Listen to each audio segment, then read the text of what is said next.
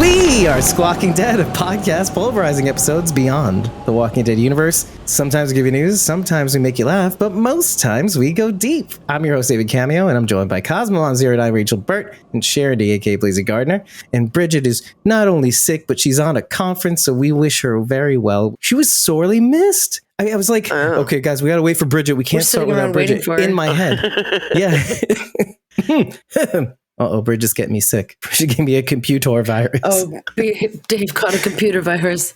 A computer virus. It's the only virus I can get. That's what you get for sticking your USB in random slots. Excuse me, sir. Are you aware you're leaking an alarming amount of coolant? He poured moonshine all over his circuit board. Poor me. Poor me. Poor me for sticking my dongle where it doesn't belong. It's a real computer thing. It's a real computer thing. Was wrong. So dirty. Are you like me in the morning? Half dead. Phineas Coffee will give you that boost to get you up and keep going. That'd have meaning, right? Dave and his wife enjoy the Champion and Majora blends with beans from South America. And if you're a real freak like Cosmo Mom 09 Rachel B, No way! you'll enjoy the Double XL High Calf blend with beans from Tanzania and India. Go to phineascoffee.com and use the promo code SquawkingDead to get 10% off your next purchase. Pardon me, young man. Excuse the shit out of my goddamn French. And now back to Squawking Dead. We're doing a video for Mo Collins for her birthday. And if you're interested in participating, please hit me up in my DMs on Instagram. Slide into those DMs. I will give you the lowdown on what we're doing. Mo appreciates them, and this one ought to be fun. Just let me know if you want to be a part of it. If you're listening to this, don't tell her about it. Please. It's a specific list of questions, so 15 to 20 seconds for each answer. If you go a little bit longer, that's fine. Yeah, try to film in multiple videos, vertical. Or even less would be great too. I prefer if you film them separately and then send them to me because it's easier for me to organize them. But if you film in one block and send it, that's fine. I can edit it too. So it's not. Yeah, not really just don't go on a yarn like Dave. Yeah. Don't do it. Except in these videos, I'm actually pretty good. I become professional. I know some of you communicate with her, so please do not tell her about it. So remember to DM at BLAZYGAR. DENER. Oh my gosh. I got stuck there. You were thinking Punky Bruce PBRUISD. Got Bridget on the mind. Yeah. Anyway. If you liked the performance of Adrian on Fear the Walking Dead, he was the almost antagonist turned kind of protagonist to June, or the mirror reflection of June in that episode, the second episode of Fear the Walking Dead, titled Blue Jay, who was looking for his daughter Hannah. I followed him on social media, and what he was posting was clips from his show on Amazon Freevee called Primo. And I wanted to highlight that because A, he's a cool dude, first of all. I've been DMing him lately. Second of all, it's a great show. It's a lot like when we were promoting Sprung with Garrett Dillahunt and Martha Plimpton and a whole bunch of other cool, by Greg Garcia. It was an excellent show. It's a lot like that. It's very funny. Follows a Hispanic family centered around the boy of one of the single mother with all his uncles. And it's got that comedic chop with that sweet finish that Sprung had, like that sweet ending usually, where everything kind of comes together. And the uncles are awful. They're just awful. And he's probably the guy who plays Adrian, who is Jonathan Jordan Medina. He's probably the most awful uncle, which is why I like him the best, because I'm that awful uncle.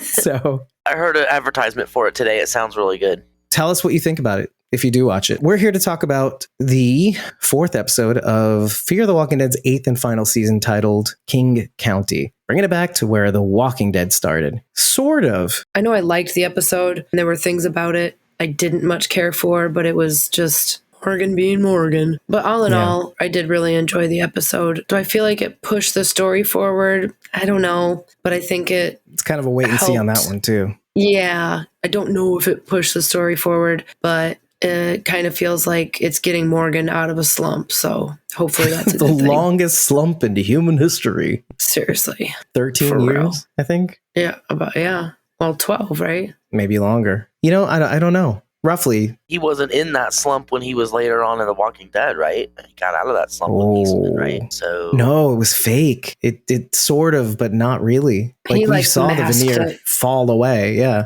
Eastman put him back together with a couple 2x4s, some scotch tape, and it held. It held for kind of a while, but With each version of Morgan, this slump still remained to varying degrees of slumpiness.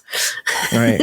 I mean, when he gets on the Fear of the Walking Dead, he's at a pretty low point. I mean, he's recovered from The Walking Dead season 8, as we all had. But I'd said it at the time when we covered it, and it was that there was no better place for Morgan to go than to Texas at that point, because I think he belonged there. Obviously, if you're a hardcore Fear of the Walking Dead fan from seasons 1 through 3, which I was, you could argue against that. But if you were watching The Walking Dead and you knew the character and then you saw the friendship that John and he were building throughout that season and him and his relationship to everybody else, he was much better off on Fear of the Walking Dead than he ever was on The Walking Dead, in my opinion. There was something about watching him actually heal, that was really cool and really touched me. Getting to this point on this show, which I think at my first watch, not getting to first impression, but on my first watch, it was a little odd to see him come back to King County on this show because of what the other show did to him.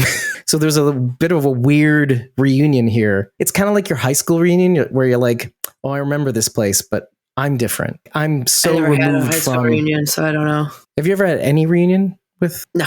like your friends No. from high school or anything like that? The people I was friends with in high school, I'm still friends with. See, I wasn't. I've gone Yeah. back to my old high school and walked around and had that feeling. Everything looks so small and so distant, and that's because I am no longer 14. So this place is a totally different thing for me. I know where you're getting at. Right. And you do sort of see that in this episode too. Silas goes to the same school I went to in junior high. So when I visit Whoa. the school they remodeled it. So it's not exactly the same. So there's Right. that. Right. Let's go back to your impressions of this episode. In general, all around, I enjoyed it. It made me feel things, which has been a while since that's happened. I don't think I've felt anything since The Walking Dead ended. So I'm glad to get back to some feelings. No, I mean, that's pretty huge. I haven't felt anything since The Walking Dead. Well, that's a tough call too, because that was a tough moment. That was, I remember. Well, I mean, it's hard to like live Dead up from to those the waist feelings up and too, down. right? Yeah. That's interesting. It's just- That was such an emotional state, that time period, that pretty much everything after that, I'm like, I feel like Daryl. Hi. Yeah. This is my brother Daryl. and This is my other brother Daryl. Well, you couldn't even hear me say the 11th and final season at the beginning of every episode. Progressively, right? It was worse. Yeah. So that's the level you sort of were touching on with this. I'm not going to claim that you felt that way. But I felt something. It's like when and it's been a Charity long touched the time since charger I've- cable.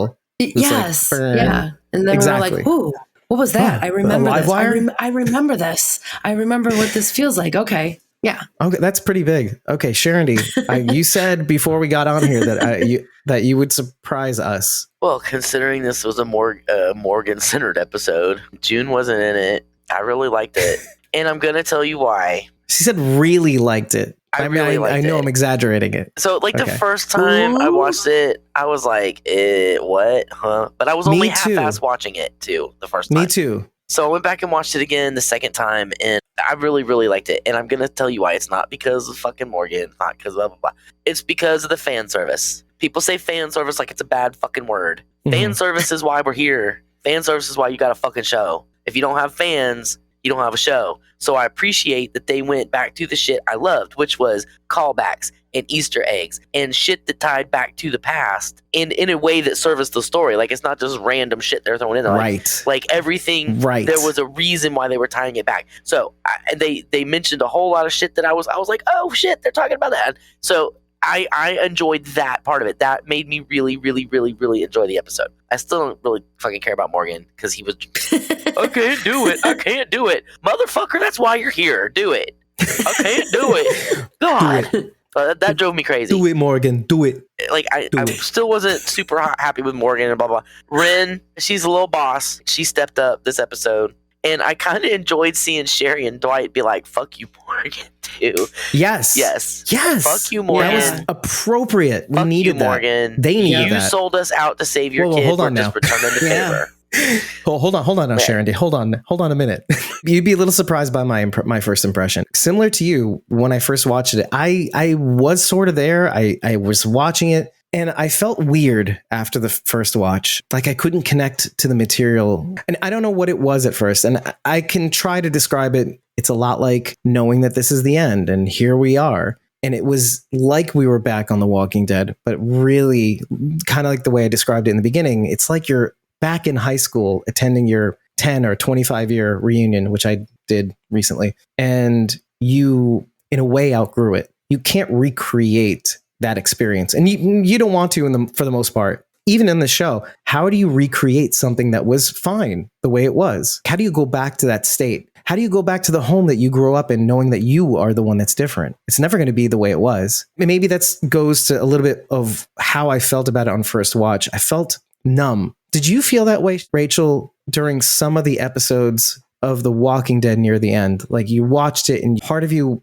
knowing that it was the end, felt a little bit numb towards it? Like you couldn't connect with the characters as much as you knew you would normally on any given episode? I think I can agree with that. I think it was more out of a protecting myself type of like I didn't want to believe it was the end, and so I walled yourself off. I like consciously turned those emotions off, and like I wouldn't allow myself to feel certain things because I didn't want to accept that it was the end. Yeah, almost like fuck you show. I remembered that from when we were covering it. Yeah. In an attempt to kind of express what I'm feeling, I knew on second watch, fuck you show got me to feel something because I'm pausing because I'm pausing and I'm actually absorbing what's being shown in front of me. It's like in A Clockwork Orange, you're prying your eyes open, dropping like terrible. eye drops to keep your eyeballs. Terrible but you get analogy. the idea. You're forced to kind of confront this really, really emotional episode. And finally, Leia in the beginning, and there were some key parts that really finally got me choked up a little bit. And I was able to kind of grasp what was happening because I think it was too much for me. I know how important this is to Morgan. I know how emotional this part is supposed to be and why it should get me, but it wasn't getting me. It was too much for me to absorb at the time because I'm walling myself off. Last season, we're back in King County, Georgia. I really understand what you're saying. I don't feel that way necessarily because I feel like the show 90% lost me in season 7B. That was part of it too. I'm literally here for June. That is it for the most It's part. my lifeline. Because all the characters I love are gone. John's gone. Sarah's gone. Al's gone. You've got Morgan though. Got Madison and Morgan. June is like the reason I'm still watching. So I have felt very disconnected from the season just simply because I don't fucking care about any of these people except June. It's literally. hard to care. I can say that I'm here for Daniel too, as one of the original characters. It's not that I'm sad the show is ending because it ended for me and pretty much in season 7. In season 3? Just kidding. I understand what you're feeling, the kind of disconnect from it. Like I just That's part of it, sure. I just can't get into it. Even Blue Jay, which was like, fuck yeah, I love this episode. Even that wasn't enough to really get me. Because in the next episode, we go back to the same fucking Morgan and Madison bullshit. Like, yeah. That is one thing I want to say is that it seems to me that the episodes have this weird checkerboard formation, even to the point of the title sequences. The first episode had the toned down title sequence with the music, right? The second one had the twang. Too. Okay, we'll get to that. But the second one had the dun dun dun, which Blue Jay. Third one had that toned down title sequence music. But the fourth one went back to dun dun dun. And you notice what the difference is. The second and the fourth one were character focused episodes, more or less, where we're confronting the demons of our past and trying to move past it, whether we were successful or not. And the first and the third one were more ensemble-ish episodes. And when it was the first and the third ones, it was more moody. The dialogue was a bit rushed and we're trying to cram as much information as possible. Some of the actions and dialogue is a little bit incomprehensible. But in the second and the fourth ones, well, we have time to focus on a character without it being one of those necessarily anthology style episodes where people are walled off. Dwight and Sherry being in almost every episode, I think, except for the first one. They weren't in the first one. They've been in but they were in the second, third, and fourth, which is interesting to see them have that through line that kind of Morgan had in season 6. Where he was like in almost every episode, but he wasn't a big part of it necessarily, more or less. They weren't in the third one. Were Dwight and Sherry in the third one? They weren't in the third one. Were they not in the third one? Mm-mm. Finch was for a couple of minutes. Oh, Finch was. But they weren't in it. Mm-hmm. Why did it feel like they were? But Probably that does say something Finch. about where we're at. Maybe because I was thinking of parents and children and those two concepts colliding. So I kind of included them in the blog too. Like I didn't say that they were in it, but it was kind of interesting to have that information in the back of our minds from the second episode. Anyway, let's go to the title card and we'll make our way around, because interesting title card was the illustration of Jenny Jones in the front. I guess they were trying to get as much out of the actor who did reprise her role as Jenny Jones in the show. I was wondering if that was her. That was if she awesome. reprised her role. I also want to say that if you really think about it, the silhouette, it very much looks like Grace as well. And since we find out in this episode that Grace, A, is dying from radiation sickness and has been bitten, does she serve the same purpose in Morgan's life, too? You know, love interest, not his wife or whatever, but... recreating the circumstances. When I first saw it, I was like, is that Grace? But no, is it Jenny? So for me, it kind of encompasses both. The actress's name is Keisha Tillis. What was cool is that if you pause at the right spot, right when the title card is coming up, you can see her facial features. Yeah. It's you could see her face clear as day. Yeah. Wild. I thought it was such a creative twist. It's Walker Jenny. Yeah, of course. Yeah. Of course. It's what we know. It's what Morgan it's the only way we know her. Mostly, yeah. Aside from like the stock photo pictures, maybe like a photo. Like a photo. Where she's going like this. In one of the photos. And she was a smoke show when she was alive, but dead. I don't know. She's all right. When she's on the show as a walker, she looks like a fish that's trying to get air. Yeah. Which I think is funny. I think it's fun. It's a fun thing to make fun of later on. Season 1 walkers, they were whole different. Breed of their own. Yeah. They were different. Well, they were a different breed. This will bring us to an interesting thing I thought up, which was when Morgan describes or tries to recall how Dwayne got bit. Maybe the door was ajar, but if you remember that first episode, I think it was the first episode. Yes, it was. She was turning the doorknob. Exactly. So do you think that this was a variant before we knew about variants? That Jenny Jones Walker? I mean, they can retcon it to be that way, but I'm pretty sure that's not what they intended in the first episode of the first season. Oh, I 100% agree. I can go back and point out 20 instances throughout both shows during the seasons where you could retcon and say that's a fucking variant Walker. Now that they made it kind of like a thing, maybe they're exploiting that, because I think Morgan and Dwayne were trying to teach Rick all about the sounds and how to not get killed with the walkers, not even taking chance on the living too. At the time, they really kind of spared Rick on a lark. They were like, well, maybe we'll spare one. It sounds like they were banging people with shovels in the head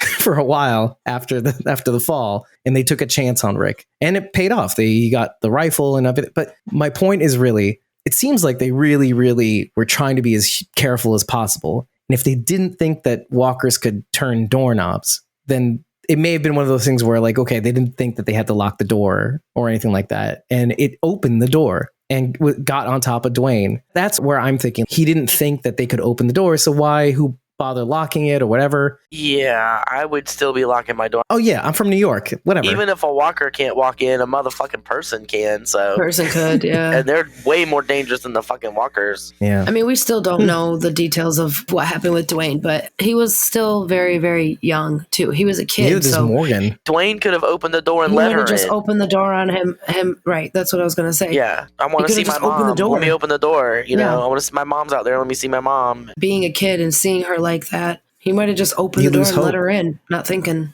I have a question because I was confused about something. The second house I know is the house that they were at with Rick, where they showed Rick how to kill the walker. Rick came out with the face mask on and had the baseball bat, and they killed the walker. And that was leaning against the post in front of the house. I recognize that house. What was the other house? I got confused. Like, his house. That was Morgan's house. Yeah, with the photo albums and all that. I think so. But maybe they took that with them. He had the photo albums in season 1. Yeah. So what was the first house that they were at? That was in the neighbor's house. We never saw Morgan's house. When we meet Morgan in season 1, he's already staying at the neighbor's house. Right. He and Dwayne are already at their neighbor's house. We never see his house. So that might be Morgan's house. Let's go backwards, because the house that Mo is trapped in is the neighbor's house. Is the neighbor's house. The neighbor's house. Yeah. Because it's the one that's burning down, but it happens to be the one that has Dwayne in it. That's where Dwayne was left. So it looks to me, because they find Jenny in their house, in his house, right? Is that what we're going with? I think so, right? She was in the other house. Yeah. So he must have taken him back. Maybe that was the house where she bit Dwayne. Yeah. Unless he's recalling the details differently. Were they moving around and that's the house that they were in when he got bit? I just don't understand what the significance of was of that house. I never understood that part of it. The other one I got, but I never understood the significance of the first house that they were in. So Jenny could have bit Dwayne in the neighbor's house. And then when Morgan shot her, he took her to their house to rest. That's exactly what I was thinking, because Yeah. he doesn't remember what happens after the bite, which had to have been undoubtedly in the house where Rick and he was. Apparently something terrible, because he chained his son in the attic. Holy shit. I'm guessing this is the case. You tell me what you think. But in his addled state, he chains Dwayne up, probably has a frantic conversation with him, and he writes the messages not for still alive Dwayne, but in his head, the Walker Dwayne. Dwayne, stay here. That's what the paint says on the walls in white. Dwayne, stay in here. You stay there. Even though he was crazy, eventually in his deep, deep, deep crazy brain, he knew that he was going to have to put Dwayne down at some point. But if Dwayne was out just wandering the fucking earth, he'd never find him to put him down. But why he chose that house, I don't know, unless it's because that was the house. I don't know. That's what confused me, is why go there That's the house they were living in. when they met Rick? Right. But why put Jenny in one house and then Dwayne in the other? Well, But so he that's was- his way of But that burying was his Jenny. deep, deep crazy. Right. He, in his mind, he was like, okay, I'm going to chain you up here and lay your mother to rest while he's still alive. I'm going to go. He's like crazy Morgan. And I'm going to go. I'm going to lay your mother to rest. I'm going to put her in the house we grew up in. And then he comes back, and then all of a sudden he has crazy brain, and he's like, okay, Dwayne, you stay here. Walker Dwayne, bye-bye. He knew that he had left someone he loved in that house, but I don't think his brain was connecting the dots as to who. So he thought Dwayne was in that house, but really it was Jenny. Right. And I was even looking at Jenny, and it seemed as though the area didn't have all the blood and teeth. And of course, over time, that stuff dries up and flakes off and turns into dust. But I didn't see her face all blown out the way he described it. The blood in the beginning, he said the blood, which I liked the line, the blood, the teeth, what he was saying to Grace and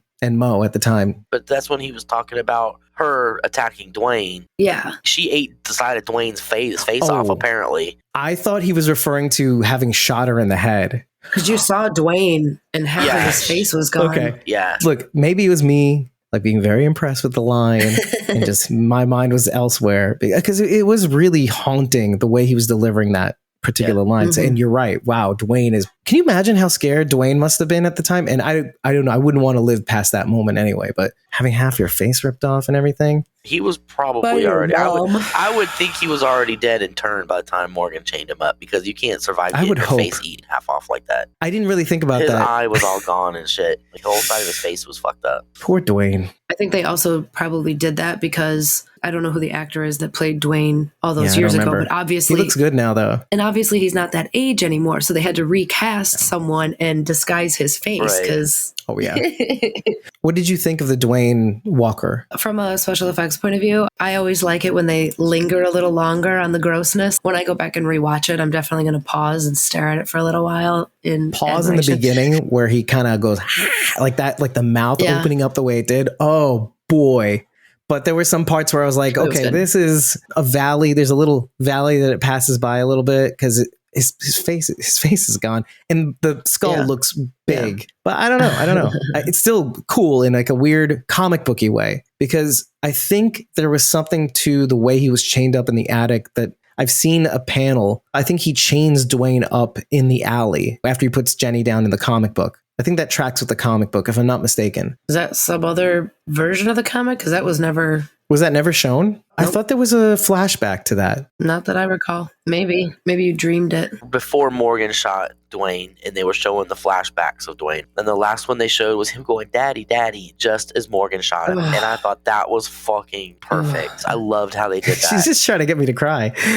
I know that's not what you're trying to do. For an episode that's almost all Morgan, for me to be into it, I'm gonna talk about some shit that I liked because it's rare.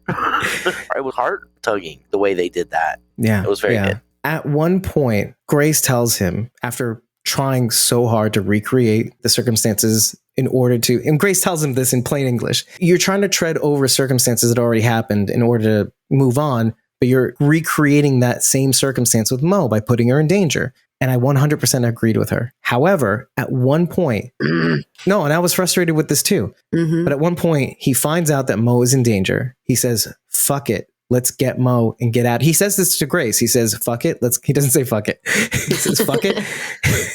Let's get our girl and let's get her out of here. And then we can go somewhere and be a family together. And that was it. He gave up on it. He said, I'm officially giving up on this. forget about the fact that she so happens to be in the attic with Dwayne. And it ended up being that both situations come to a head. He gets to make up for it, and he's forced to confront this with his daughter, essentially. When I say this, and you brought up the daddy thing, and he shoots him, I had this moment in my second watch where I thought, first of all, that was super fucking hard. It was hard enough to try to kill Jenny when he looked through the scope. And at one point, I thought he would never be able to do it. And he finally does on the way to the house. He says, "You're not her." And he shoots the walkers and goes in. But then with Dwayne, he's got to do this all over again in this span of not even like barely seconds with Dwayne. And I thought when he was looking at the flashbacks on second watch, I thought for a hot second that the way he had seen it through in the past with Jenny was, I can't kill my wife. But when he sees the flashbacks of Dwayne, I felt like there was something even maybe slightly supernatural about it. Like,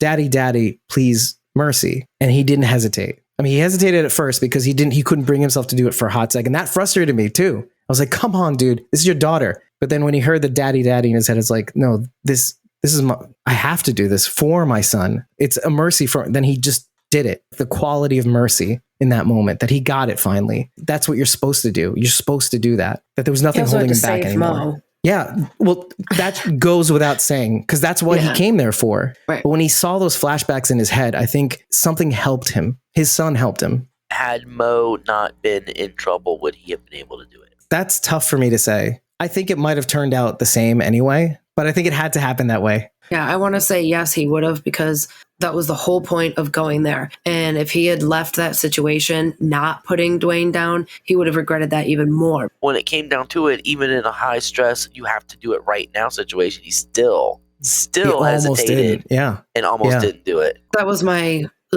moments for this episode. It was so frustrating, but it added to like the fact that it was a little bit satisfying when it was all said and done. But I think had things worked out smoothly in this episode, I honestly think Mo and Grace would have helped him put Dwayne down. They would have held him down and would have made it easy on him to do it. I think that's how it could have happened. Yeah. Or maybe how it should have happened. That maybe sometimes you need help to bury the ghosts of your past. Because June at the time was trying to do it alone. She had no choice. She was alone back in Blue Jay. Again, just like with Rose. Talking about June. So now Morgan wants her to help Grace. Goes around, comes around, motherfucker.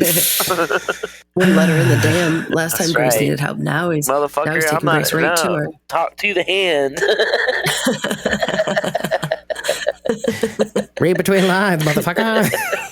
Or the line. Of course she would help. It's June. What irritated me about this episode was Morgan being fucking Morgan. He's like, "Oh, I put you guys in danger." Like, shut the fuck up, Morgan. You didn't bring them here. Grace and fucking Mo followed you here. Shut the fuck up. That pissed me off so I put much. him in danger. I was like screaming at my computer. And then when he actually does put him in danger, he doesn't do anything about it. Yeah. But that follows his character from the very beginning. It does. As frustrating as it is. It's a very Morgan move. Had it not been that, we would have complained that it's just not him. A quality that I hate about Morgan. I hate that about him. Which may no longer exist. His inability to kill Jenny and or Dwayne mirrors Little Mo's inability to kill walkers in 801. Wow. That is a really good parallel. I didn't like think father, of that. like daughter. Isaac could put walkers down just fine. Props to the writers for acknowledging Rachel and Isaac as her parents, and also acknowledging that they died to save her. Yeah, I thought we would talk about that. Thank you very much for acknowledging that. Definitely. I would not be mad if they you fucking continually talked about Isaac and Rachel. They're literally not going to do that ever again now, because that's not necessarily true. Yeah, no, I'd rather them not. Remember what I said about the cocktail party? Now that Mo knows, she might even have more questions about her birth parents. Oh, I don't know how many questions she could possibly answer. I wouldn't want to tell her about her fucking mom. I tell you that. Yeah, she tied herself to a dog and stabbed herself in the stomach so she could get you safe. That is so Maybe awful. when you're a little older. She died saving you. That's all you need to know. This is a good segue, actually, because I think it's right after that speech, which is a good speech. I really, really enjoyed hearing that. Basically not weaponizing Rachel and Isaac, and we're saying, you know what? Yes, I shouldn't have said it like that. They are your parents, but so are we. And we promised to keep you safe, and we want to as your parents. But the kissing where Grace and Morgan kiss. That was hilarious. Oh, that was funny. Yes. I was like 100% was 100% with Ren, rolling my eyes like, what?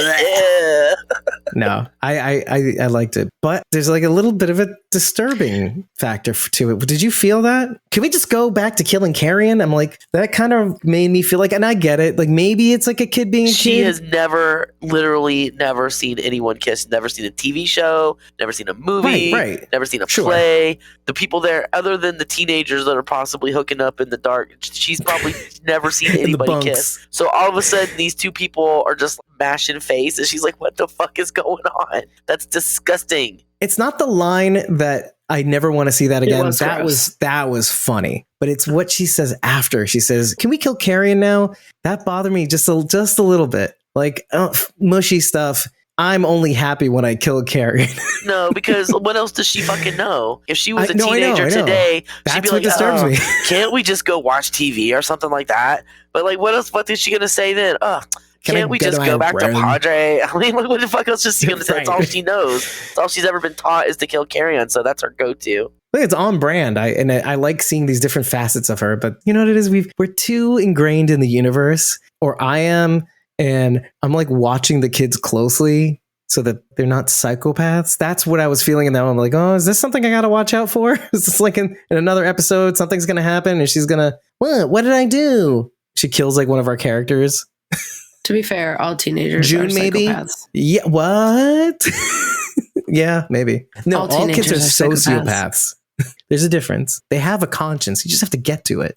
Like they don't know how to be with people, but they do have some sort of conscience, and they have some sort of. They just don't know how to act. What I thought was even funnier was when Morgan picked up Rick's rifle and Grace was like, he's like, I'm all right. I'm like, even Grace is like, are you sure you want to fucking have that gun in your hand, dude? Yeah, it wasn't all that calming. There was a weight to it, though. What are you going to do with that? Oh, I'm just going to kill Jenny. The trailer having that in it did deflate that moment just a little bit. I mean, as much as we were going crazy for that moment in the trailer, I felt like when it happened on screen, it just, I don't know. There's something off about it. Spoiling all the good moments. I like the callbacks to the wrestling moves. The chimney sweep, 705 with the wrestling moves. That's what I was wondering. Okay. I'm going to tell you what, kid. You sure are damn good with that. Or either Strike is a puss because he knocked her right the fuck out with one sweep. Did you hear the ringside bell as that happened? It's like ding, ding, ding. She's out. TKO. Finch is the winner. And apparently doesn't know how to brace herself for a fall. You know what's really funny? Yeah. Well, she hit her head against the table. She swept him from the left, and she hit her head on the table, and she fell on the floor. Now, do you remember? Because she got knocked the fuck out in the last episode too. So I don't know what's going. She's got to have brain damage. And then I thought to myself, dude, the haircut protected her. The haircut is cushioning it. That's why. See, now we have more hair uses. It used to be like short hair. I just want to talk about Finch for a minute. So apparently this kid is really good at hiding in boats and slipping out of them because he's done it twice. That's how he escaped when June shot Dwight and Sherry. He slipped out of the boat, and he did it again here. Continuity. Also, very Charlie-like. This kid looks super healthy for having just been bit and or irradiated. Did they have to cut the makeup budget or something? You couldn't throw a few red splotches on the kid just to make him look a little sick or whatever? He said that the treatment worked. I was with you. I was looking. There was shadows, and I didn't. We don't know what it looks like underneath the clothing. I'm just saying, if Boy was getting radiation treatment, he'd be having some red splotches on his hair would be patchy. I'm channeling Bridget here. I too do not know how to. At least I'm willing to say I do not know how to feel about this therapy. This way to neutralize the bite site, but here's what I'm afraid of. Grace has been bitten and she's irradiated. So the radiation is going to save her from the bite, and the bite is going to cure her of the radiation. Is that what we're going for here? No, I don't think so. I think her and Morgan are going to do it in the boat on the way to June, and then she's going to get pregnant again. Dude, that'll take Rachel, stop, because I thought that. I thought, she has another baby, or at least an embryo, a fertilized embryo. Then all the I gotta do what I gotta do. Grace gotta live. She'd be like Ellie. All The right, baby Morgan. be like Ellie. Flag that episode for sexual content, baby. But we have until at least next Mother's Day to find out. Shit. Right. I reheard that. I think that episode where you mentioned that. Yeah, Athena, right? Because I remember you saying I didn't appreciate Mother's it, It aired on that this was on Mother's Day. Mm-hmm. So Grace does mention that this is exactly what I was doing when you found me. I was chasing after the dead. Mhm. And he says, you were just trying to bury your coworkers. Dude, one of the coworkers is Athena's biological father. So you're doing the exact. Did she not tell him? No, she did tell him. I remember she told him. She did. Yeah, she told him. He's just a coworker. Matthew, wasn't it? Wasn't his name Matthew? Yeah, I think it was Matthew. Yeah.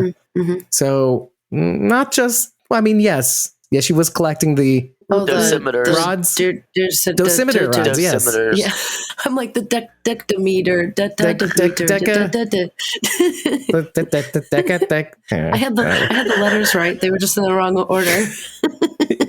It is kind of interesting that they managed to weave a callback into this story to kind of give Morgan a good direct parallel to his girlfriend, we'll say, because they never officially got married like John and June did, which I do want to get to a good, interesting point. His partner. Which is why it was interesting to kind of revisit this site, and it did feel different. It did feel like vines of Fear the Walking Dead were growing through this episode. Even though you had that TWD vibe, Fear the Walking Dead was definitely present throughout this episode. Which, if they didn't do that, and yes, fan service is very important. It was very cool to get this moment, but what made it a little jarring a little bit was the Fear the Walking Dead factor. But I'm glad it was there. You have to acknowledge that this series exists. You have to acknowledge that these stories exist. And the fact that we can tie this is the first real crossover. I mean, aside from the Fear the Walking Dead crossover from season 8 to season 4 of Fear the Walking Dead, season 8 of The Walking Dead, this was the marriage of the two shows.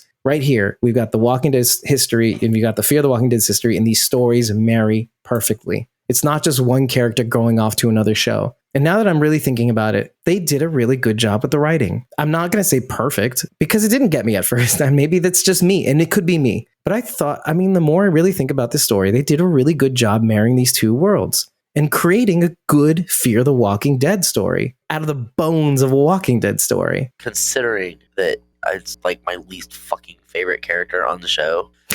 And my favorite isn't in it at all. I liked it a lot. I'm giving it props. I'm not bitching about it. I enjoyed it. You listen to Ian Goldberg, Andrew Chambliss? You got me on a Morgan episode. Congratulations. That's a feat. There was a Virginia shout out. There was a Dark Horses shout out. There was a Carousel shout out.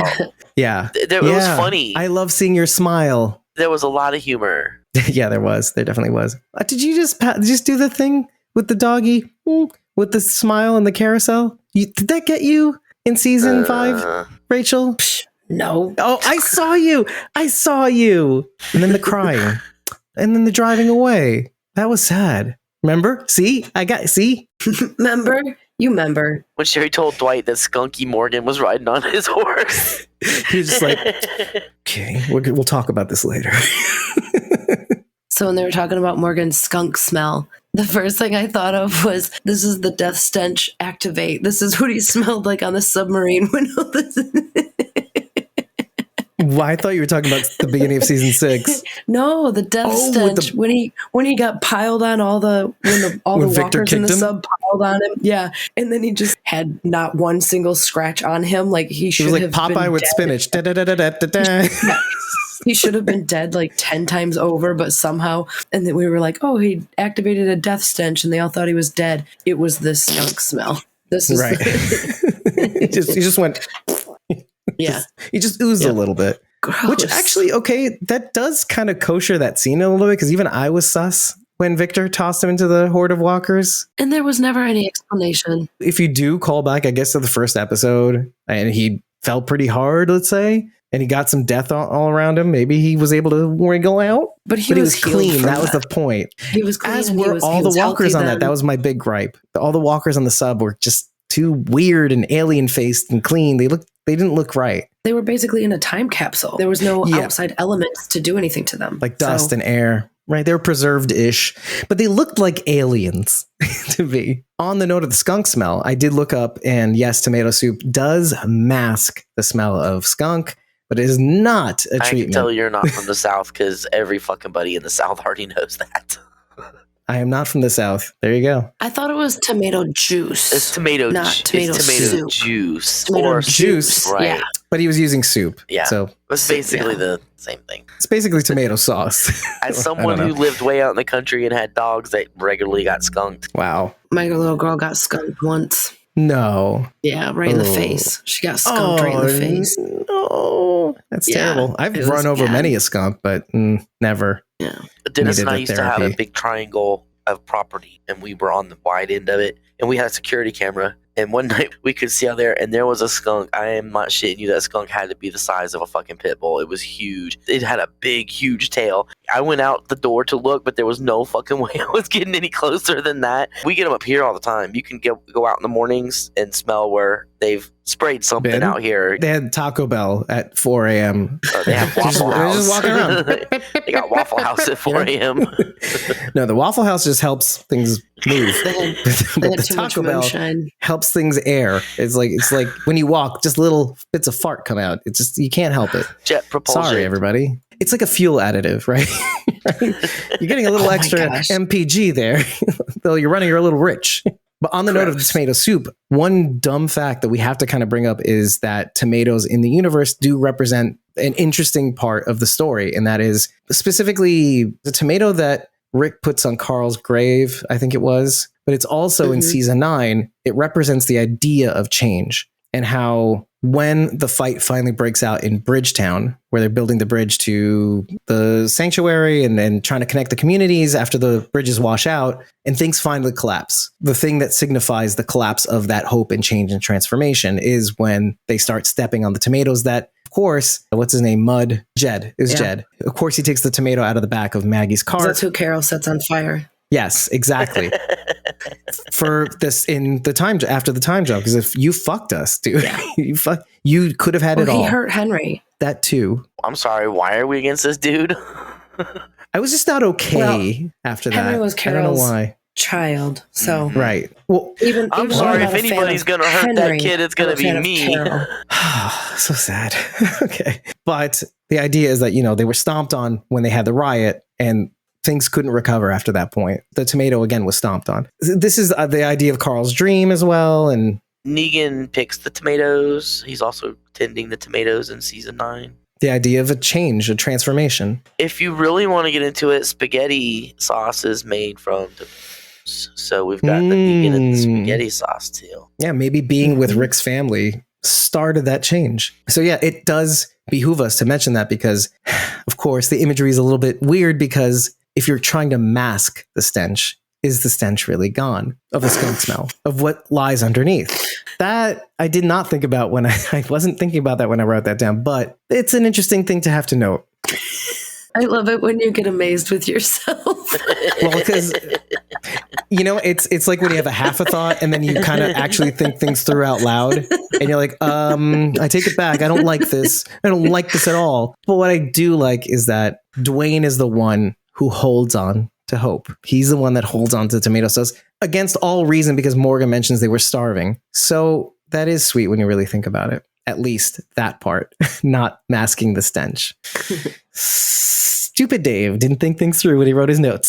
So anyway, I do hope that this represents some sort of radical change. Because as much as everybody sort of wanted something like this to happen for, let's say for Morgan, maybe people were sick of him. Maybe they wanted him to go back to clear mode, which many people did. People were begging him to go back to clear mode. People were begging him to come back to The Walking Dead. Well, this episode is kind of like a be careful what you wish for, kind of like what we were saying about Madison. Be careful what you wish for when it comes to Madison coming back, because you may not like her when she returns. She's a baby stealing, Oxygen horrible junkie. human being. Oxygen Again. junkie. Yeah, exactly. So this is kind of what like one of those episodes. So I mentioned this earlier, but I loved Dwight calling Morgan out for turning them in and causing the problems. Me too. The end of season 5, Morgan turned them in, and that is what started everything going fucking wrong. When he turned him over to Jenny, that's when John got killed. Everybody got separated. It led to John being corrupted. Yeah, and well, killed. because he was separated from June and kept away from June, and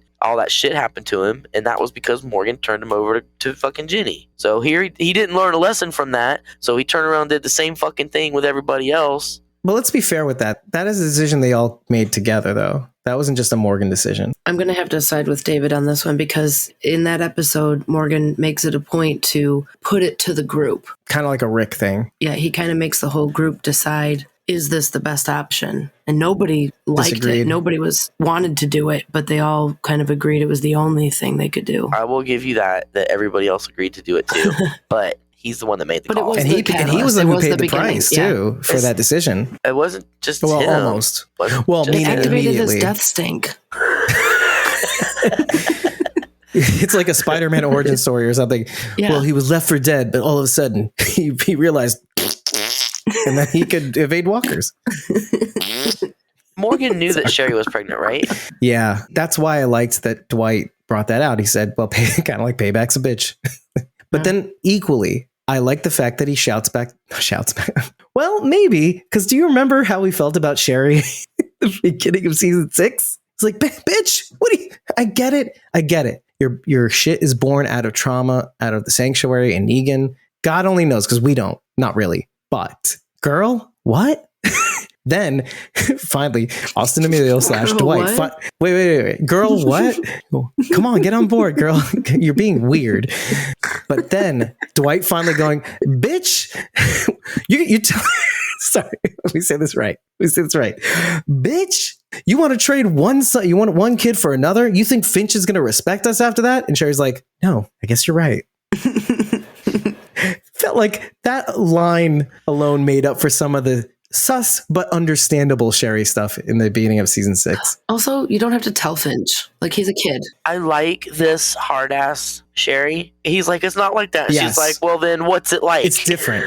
But Yeah, she's yeah. hard ass for a reason. She's not just crazy, 100%. wild hard ass. Like, I have a sanctuary. Blah, blah, Totally blah. different from season 6 Sherry. Totally different. So Yeah, I dug 100%. her. I You dug need her that. attitude in this episode. Because it raised like this, what Dwight says is weird Sophie's choice. And should we have to boil it down to this choice? Why does it have to be this binary that we're forced to grapple with? But you needed that tension. You needed that both sides looking at the situation saying, are we going to fall into a situation where we have to do sanctuary shit all over again? Which is what I liked the most when Morgan has that moment. When he says, I waited too long. What I liked the most about that scene, any sound effect / music drops and it's Lenny doing some good fucking acting. Now, wait, that's not really the part I want to talk about at all.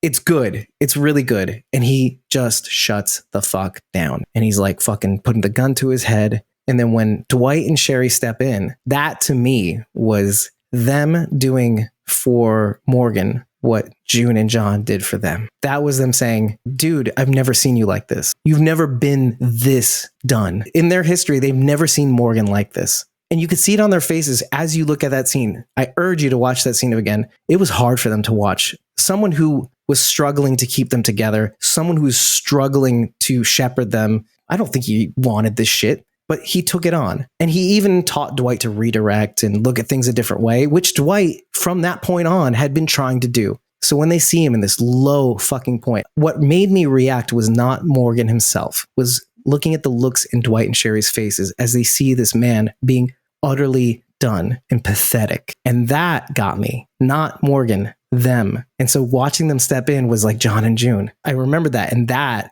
got me so hardcore. They stepped in and they kind of, in their own dark horse way, but they did it. And that really, I don't know, getting tinglies, warm tinglies, not like the cold ones that make you feel shivery. This, like the warm hearted tinglies.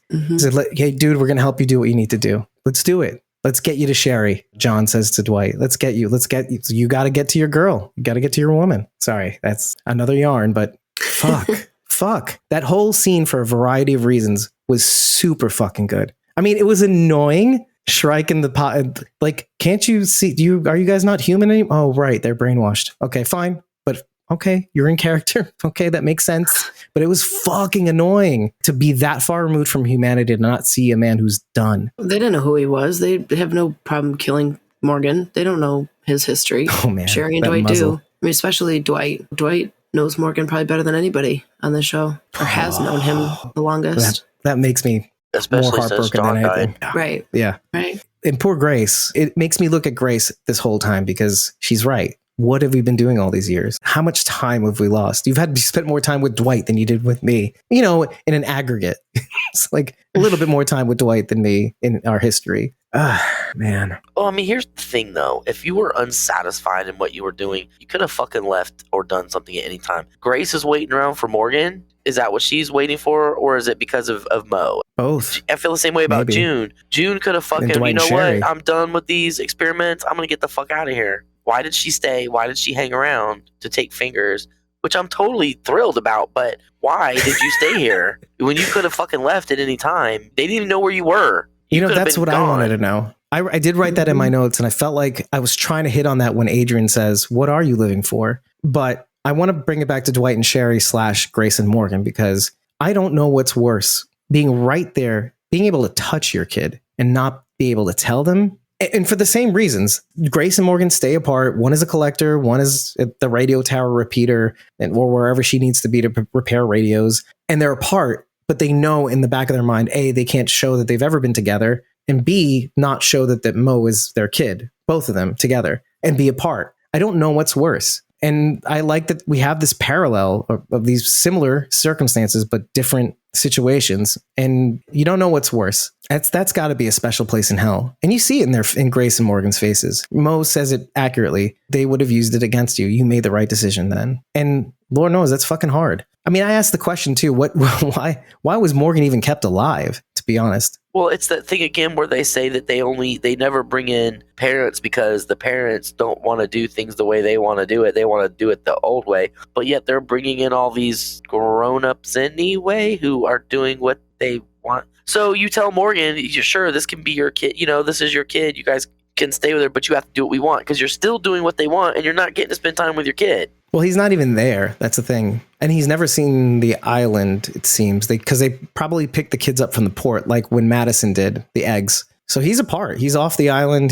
That's where he lives and that's his life. Same with Grace. She's somewhere else too. I don't think they're both on the island. They're just apart somewhere else. But Dwight and Sherry apparently were. That's a different story. Right. Dwight Yeah. and Sherry apparently were. And what's the difference? Grab your fucking kid and leave if you don't like the way it's going. They just wasted 7 years apart too. Apart, but almost touching distance. That, again, like, what is worse? What is worse? Being able to see them across a room or across the yard, or to not see them and know that, okay, maybe they're okay. It's rough. It's rough to think about when you really stop to think about it. I just wish the show would would make us feel that way. Anyway. Oh, there's another callback that you may or may not have picked up on. And that's when Dwight and Sherry use the vulture strategy. They don't go in to get Morgan and Grace, but they wait them out. We'll just throw walkers in your direction. See how well you do. Oh, maybe we'll light one on let's fire. set some on fire and Stadium. send them at you. Mm-hmm. Mhm. Interesting, Damn. right? Too bad Madison wasn't there. Everybody could have gotten away. I'm kidding. I even thought, by the way, that maybe Dwayne killed Jenny instead of Morgan, but whatever. That was not, who cares? No, I think Morgan would have had to. Maybe we'll touch on this one thing. As Morgan is approaching the house that he and Dwayne stayed in, not the yellow house, which was their house. As he walks up the steps, he makes a pointed effort of switching the stick from the pointy end, which reminded me of Jesus, to the blunt end, which was very telling. He knew he couldn't do it right from the jump. He Yeah. couldn't do it. He knew he was going to use the blunt end of the stick rather than the pointy end, which he should be using. I thought that was a very interesting telling note going into this episode. And the Yeah. frustration afterwards, I don't think it's worth talking about. It's worth mentioning. And you just did. There we go. I didn't even notice. If you rewatch again, you'll see it. You'll be like, oh, fuck, this guy Yeah. is not I will ready. eventually. There's so much weight that I couldn't absorb on first watch, but on second watch, I felt it a lot more. Here, you're probably thinking to yourselves, oh, Dave must be jizzing over this episode. Oddly enough, I wasn't. And it's not because it was bad or sucked or there was lackluster, I wasn't because it made sense for Fear. It wasn't like I was getting something that I wasn't getting before. I was getting the show, and maybe even the show I was meant to get with Morgan in it. And that was satisfying. It wasn't like, no, it wasn't like maybe like a June episode for Sharon D. It wasn't like that for me. It was more like story. I got a good story. I didn't get the fan service that people think I might have gotten from the show. I got a good story. The story I should have gotten from this show. I felt that way about Blue Jay. We finally got a good story. It was good, regardless if it was good or not. It was a good story. I liked this episode a lot. I was surprised that I liked it because I was It gets better. going She into says like, a lot God, now. Like, God damn, I gotta watch this fucking Morgan episode. Like, fuck. Can I just skip it? I mean, God. But once I watched it, I mean, I was like, yeah, it was really good because of the fan service. I loved Morgan in seasons 4 and 5, and even most of 6. That's when things started to change. Yeah. Like I said, now he wants June's help. Now he wants June to help Grace. June, why don't you tell him no? Well, let's actually wander in that territory, because at the end, obviously, there's the aftermath. He's burying Jenny and Dwayne properly. He says something to the effect of, I'll be back after I take care of a couple of things, meaning come back to their graves to see them again. I thought that was an interesting thing to say. Maybe after all this, there's time to actually do the things people do. I want to talk about the jump scare at the end with Baby Mo and the Grace bite twist. That to me sucked, first of all, obviously. I like Grace. I don't know about you guys. I like Grace. I like the idea that they have symmetry in their stories. I don't like the idea that on top of having this radiation sickness that's slowly eating her away, that now that's accelerated. But I don't like the mechanic that was used to instigate that. Something about it rubbed me a little bit the wrong way. It does make sense from a horror standpoint. It did kind of get me, even though we sort of saw that in the trailer. Did you feel like it was thrown in? Like after we got this great episode? I really saw that coming. The preview didn't help. I felt it coming a mile away. And then after the walker came out and attacked Mo, you can see Grace standing behind the ball. While Morgan's like, are you bit, Mo? Are you bit? You can see Grace standing in the back looking at her side. I was like, oh, shit. She got bit. Go back and watch it. It's really hard to see. You really can't see it at the moment. No. It's like when Carl was bit. Yeah, You don't see it. Even like this is like, it's like his teeth like brushed past her. I don't know how he bit her unless it was like as he went by, because it's really fast. At least with Carl, there was a moment where the walker was kind of under him, so you can see how it could have happened. But he just went by her, and he was just taking a chomp as he went, like a lucky bite, because it was fast. Right. Yeah. On the one hand, the one thing I do like is something that Bridget said in the last episode, which was make walkers frightening again. Muafa. I want to know how they put the fire out. I think it just burned itself out. The house was still standing. Humidity, wet Georgia too. Dude, so maybe I've lived in Florida where it's humid. That does not stop fucking house fires. Well, you know what? House fires just live in Florida. It's humid. You'll never have your house will never burn. It doesn't work that way. They burn fast, but that's just their building quality. Are Walker's teeth razor blades? We've talked about this. Chomped through her shirt in a perfect circle. Right. Like, why wasn't the whole bottom half of her shirt ripped off? I told you, he just went. It's the same thing with Carl, though. Yeah. We didn't see the shirt that he got bit in. We saw the aftermath of the bite after he had a different shirt on. I think all of us sort of went back to see it. Yeah. Like, I mean, we rewatched the episode to see where it happened. Yeah. And also you never do get to see it. I'm just saying, it's possible. He was laying on the ground with walkers on top of him. His shirt could have slid up. Right. The walker might not have even bit him through the shirt. But this was just so. It was like it was like in slow motion. This was clearly. There was a bite taken out of her shirt. There was a hole in her shirt. Also, it does make me think of like how ratty their clothes are already. So who knows, right? One little piercing and like we're a few seconds away from a porno. I agree. I agree. I don't know what I'm saying. The fabric would be thinner. It would be easier to tear through. But that doesn't mean a perfect circle is coming out. They grab it and then tear it. This show has a certain rating, so it's not MA-17. Excuse me. So, you can like rip the bottom half of a shirt off, though. No, I don't like it. Okay. But can we get another sex scene with Michonne and Rick? Right. Boy, oh boy, did those get pretty close. For a minute, I thought you were going to say, can we get a sex scene with some walkers? And I was going to be like, where is this going? We've done that, and it's not pretty. Oh, actually, it was more of a walker and a human, and nope, we won't go there again. Beyond that particular scene, which I didn't like the jump scare, but I see Bridget's point in that, okay, it highlights the danger of walkers. I liked the beginning scene where Morgan's like, I can kill all of you, but I can't kill Dwayne, essentially. I can't do it. It's what I came here for, but I can't do it. What I liked about that scene, though, is that even in the midst of him dominating, some of them almost kind of get to him. I liked how it was well choreographed, where they seem dangerous. So I'm channeling Bridget here. Channeling Bridget. I think we all liked that The Walking Dead touched on that, not just in the form of variance by the end, but let's run away. They are fucking menacing. And they're doing that here too, and I like it. On top of the good cinematography, on top of the good color grading, it's just good. It's a good aspect that we should bring up again and again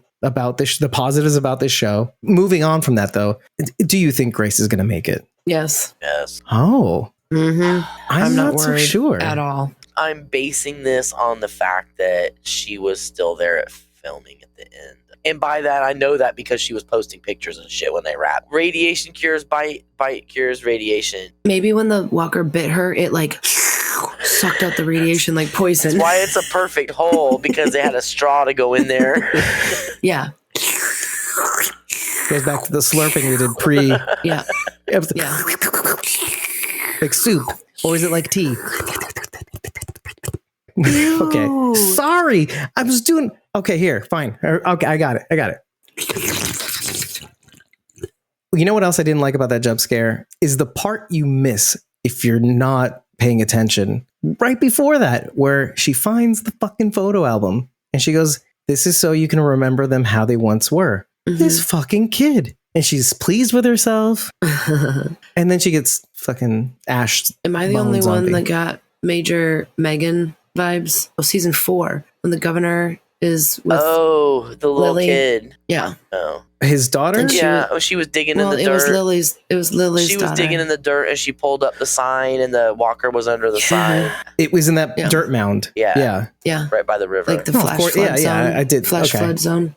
It didn't occur to me at the time, but I remember recalling that during the preview in the trailer when we saw that. What? No, that was a good scene. Let's bring it back. I'm trying to do the acronym.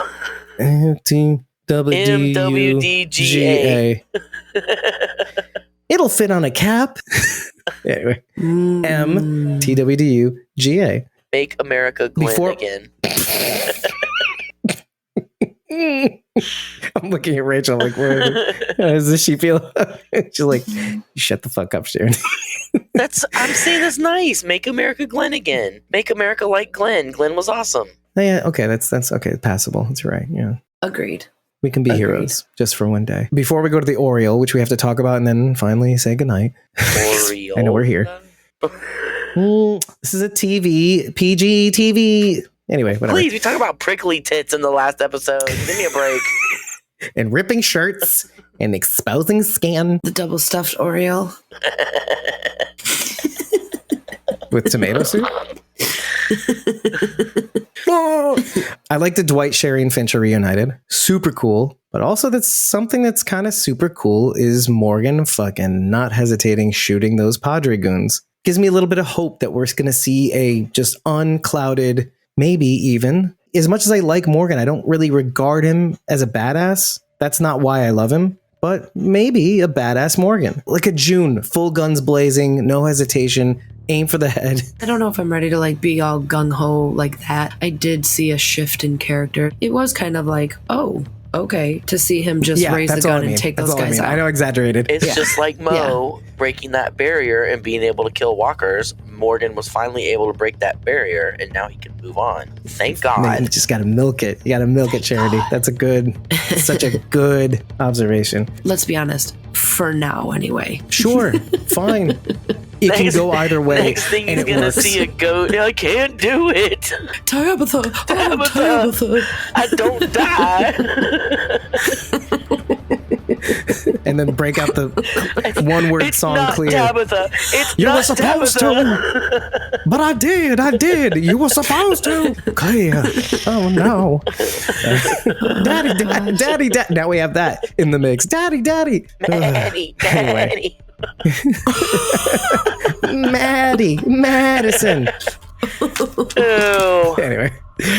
Ew, like EWE, get it? Ew. Oh, menu. Yeah. I thought I could get away with one episode with not talking about the fucking birds, but apparently Jesse from Headliner really, really likes when we go into mythology and birds and symbolism and meaning. So we're gonna do it. And Emily likes it. Ornithology, sir.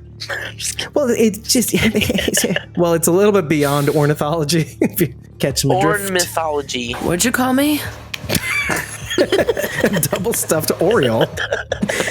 And that's kind of a compliment, actually. I picked out the best parts, but there was mostly best parts. Their song conquers sadness and restores hope, supports joy, even if it means taking small steps in a more positive direction, a persistent guide, and will not let you give up on your dreams. Wait a minute. This dude was none of those. He was a Padre No. goon. He was none of those things. Yes, he was definitely none of those, but as it pertains to what this episode kind of means, Hearing the bird and how we can associate that bird with the episode, not necessarily who With it's that assigned character. to. yeah, exactly.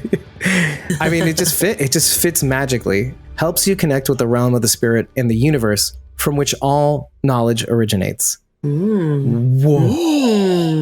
Rare in Native American folklore, but represent industrious people with humble spirits. Morgan was a mechanic, and he's in his own way humble, doesn't brag, doesn't boast. Interesting. Cool. I'll give him that. You can take away a lot, but you can give him that. Gain and recognition are coming your way in your waking life when the bird appears in your nighttime visions. Seeing a singing oriole in a tree means you'll experience more confidence soon. Oh, come on, Oriole. Come on, Oriole. Double stuff that shit. Knowing your skills to handle a situation are sure. Wait, this gets better. In the Zhou dynasty in China, we're talking about 1046 to 256 BCE. Their beautiful song represents happiness, which might be a kind of cool thing for this fucking guy already. Maybe. Get Grace that cure. Out of all the bird references, this one fits the fucking most perfect for this episode. Come on, Oriole. That's the title of this episode. Come on, double stuff Oriole.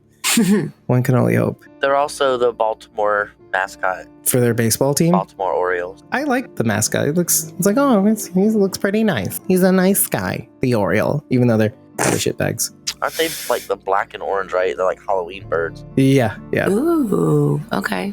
I dig it. Spooky. Black with orange and white on their wings, I think. Yeah, actually, they're black cowl-ish thing, and then the orange belly with some black on the feather. Yeah, they are pretty good looking, and that's actually their colors. The Orioles' colors are orange background with black, Orange and black. foreground accent. They are beautiful birds. So he's not a nightingale. He's an Oriole. Well, maybe he was a nightingale, and now he's an Oriole. Maybe. Hopefully. Fuck. Sorry, this is a PG-13 show. Is it though? Not a TVMA. Well, thank you so much, everybody, for listening to this episode. And if you like what you heard, head over to ratethispodcast.com/squawkingdead. 5 stars and an eggplant and Oriole. That's all we need to know that you love us. Tell us what you liked. Tell us what you didn't like. Tell us what we missed, Bridget. But remember to tell us after every episode. And if you like what we're doing, you want to attend these recording sessions and add your thoughts while we're recording. There's no other way to do that than by either following us for free on ko-fi.com/squawkingdead or patreon.com/squawkingdead. We don't post our recording schedules on social media, so you'll have to follow us there to get the goods on when we record. And should you decide to tip us on Ko-fi for 30 days of supported back content, you'll have access to the unedited episode recordings, as well as a whole bunch of other cool archives. And if you decide to join a membership tier for as little as $1 a month, you'll have Discord access where we can talk about some of these things that we don't normally talk about behind the scenes, thoughts that you may have, adding your thoughts to thoughts that we have, behind the scenes developments that we may or may not have that we can use your input on. And along with that, the Whisperers and Survivors tier members get credits at the end of every episode, which you should be seeing on the screen right now, and I will be saying at the end of the podcast episode. I've been your host, David Cameo, and I was joined by Cosmom09, Rachel Burt, and Sharon D, aka Blazy Gardner. Thank you for joining us. Have a great night. I hope we did you right by breaking down this episode correctly, and if we missed anything, let us know in your rating or in the comments in this video. That's very helpful too. Or maybe you could say it in the Discord, or maybe you can just send us a letter to my address or an email, info@squawkingdead.com. We're just going to keep going. Type. You're going to type. Okay. Have a good night, everybody. Take a See you later. walker See you next typing. week. I smell like a skunk. Put tomato juice on me. Death stench activate.